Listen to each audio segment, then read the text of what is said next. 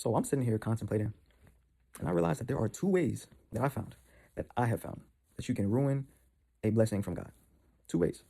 They may not be what you think. So, the first way in which you can ruin a blessing from God is if you outright tell God, Lord God, I do not want this.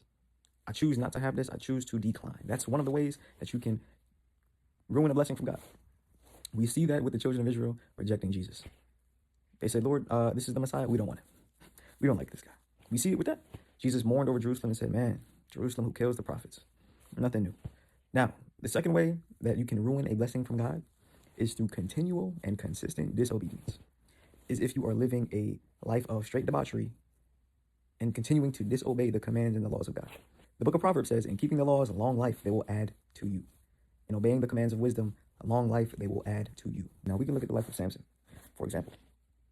We can look at the lives of individuals who have lived in continual disobedience. Look at Israel, idolatry, breaking the laws, not living how God asked them to live, just continually disobeying the commandments. That can forfeit your blessings in the Lord. Two ways. Rejecting it, saying, God, I don't want it. Disobedience. So let that be a comfort to you, bro. There's nothing that you can do out of your own ability. If God promised you something, it's going to happen.